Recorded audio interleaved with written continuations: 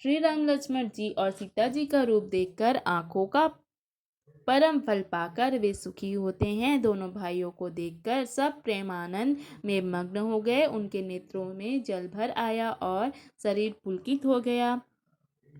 उनकी हालत वर्णन नहीं की जा सकती, मानो दरिद्रों ने चिंतामणि की ढेरी पा ली हो। वे एक एक को बुलाकर सीख देते हैं कि इसी समय नेत्रों का लाभ ले लो।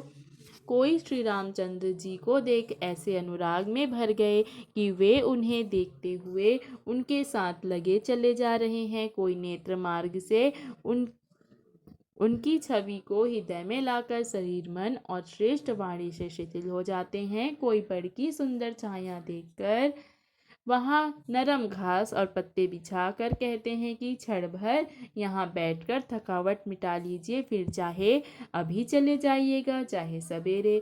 कोई घड़ा भर कर पानी ले आते हैं और कोमलवाड़ी से कहते हैं, नाथ आचमन तो कर लीजिए।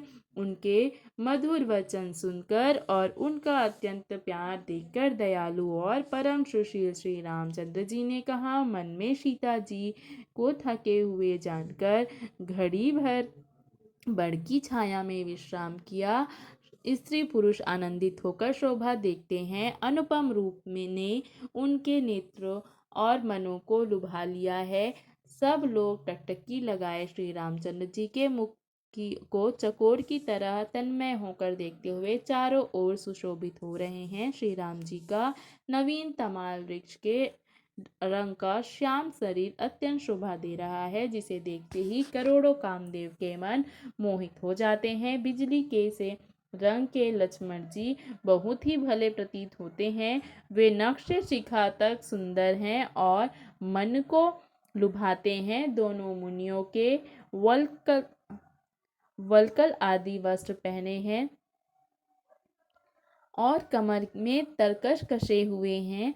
कमल के समान हाथों में धनुष बाण सुशोभित है। उनके सिरों पर सुंदर जटाओं के मुकुट है। वक्ष स्थल भुजा और नेत्र विशाल हैं और शरद पूर्णिमा के चंद्रमा के समान सुंदर मुखों पर पसीने की बूंदों का समूह सुशोभित हो रहा है। उस मनोहर जोड़ी का उल्लेख नहीं किया जा सकता, क्योंकि शोभा बहुत अधिक है और मेरी बुद्धि कम है।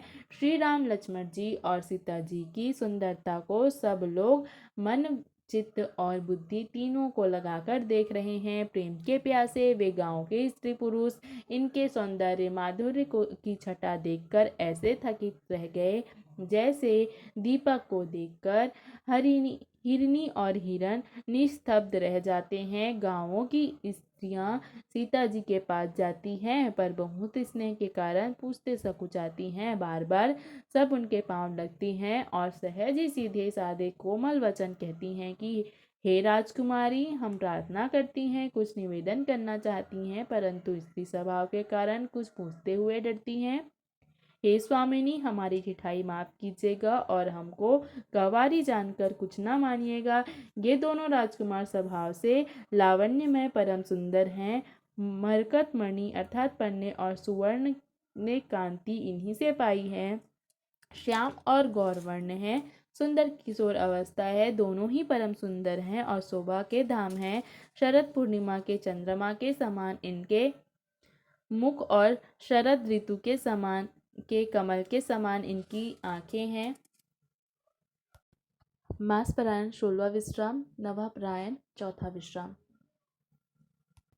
जय श्री राम। सीताराम की जय।